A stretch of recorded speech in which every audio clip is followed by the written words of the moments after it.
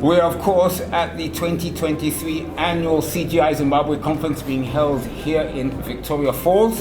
And I tell you what, a who's who of corporate governance professionals, top accountants, senior management, board members are all congregated here at Victoria Falls for this conference, which is run under the theme Attaining Vision 2030, Chartered Governance and Accountancy Professionals, Catalyst for Economic Transformation. Now, I'm now joined by one lady who in her career has received plaudits more than probably most government officials. I am talking about the previous Auditor General of Zimbabwe, Mrs. Chiri. Now, you know the audit reports that she was giving, but of course she's moved out of there and is now happily retired, I understand.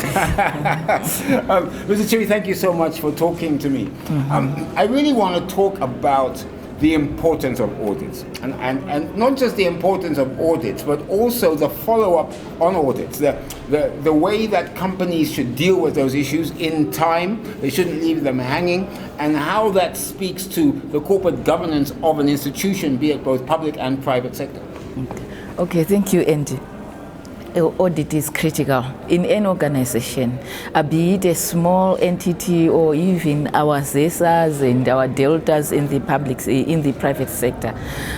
When it comes to auditing, what we are really doing is just like following up on what management has done insofar as their books are concerned, its operations and whatever, and now giving assurance to the shareholders, to the stakeholders, whether management is doing as expected, as they want them to, because management are like an agent. It's like that agent's relationship where they've got to be answerable to their shareholders, and in the case of government, with public institutions, is to the stakeholders, is to parliament, the legislators, is to the citizens of Zimbabwe.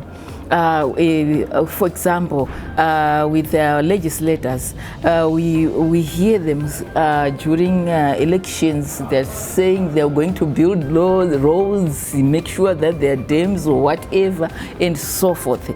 So that's accountability. The management must make sure that those things which have been promised and are within the plans of government have been executed, and as audit will be coming around to make sure that those things have been done. In other words, it's giving a second opinion, like an opinion on what has happened, what is expected. So an audit is very critical because it gives comfort to the third party.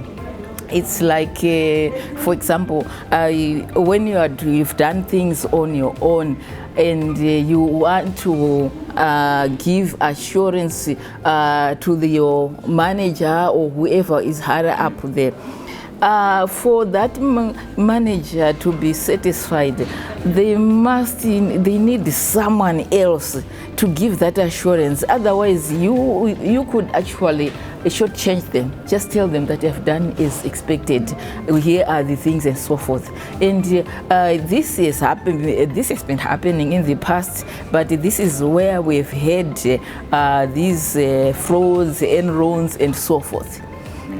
So it's necessary that someone gives that assurance. Now, very briefly, before I let you go back to the conference, the link to corporate governance, because of course poor auditing can also be about bad corporate governance in an institution, isn't it? Because you shouldn't wait for an auditor to come in and tell you what's wrong. As management, you should have been picking it up through your internal audit process and changing it, not wait for an external auditor like your old office, Auditor General, to come and tell you. What do you say to that? That is very true. Management and parastatals, whichever institution, should not wait for the external auditor to come and tell them that things are not working well or they are working well. They should have internal controls within. Management per se, they should be like the first line of defense, where everything should be filtered. They should be having policies robust, sound policies which are put in place so that everyone knows what is expected and they should follow suit with the do's and don'ts within an organization. And those within their staff should actually respond to that and make sure that things are being all done according to expectations, according to the policies and procedures of the company. Then in addition, we've got internal audit. Internal audit is part of the organization. It's employed by management, and internal audit is also there to give assurance, to give advice to management.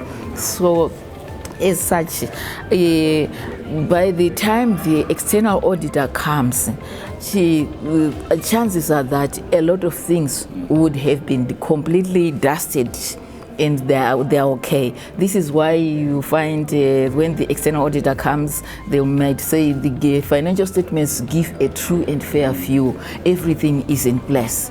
And at the same time, if things are not right, the auditor can give an adverse or bad opinion.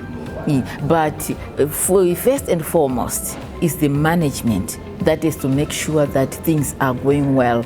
And they are the ones, even if the external auditor points anything which is wrong, they're the ones who are going to be implementing. So it's incumbent upon management. Mildred Chiri, thank you so much. Okay, thank you very much.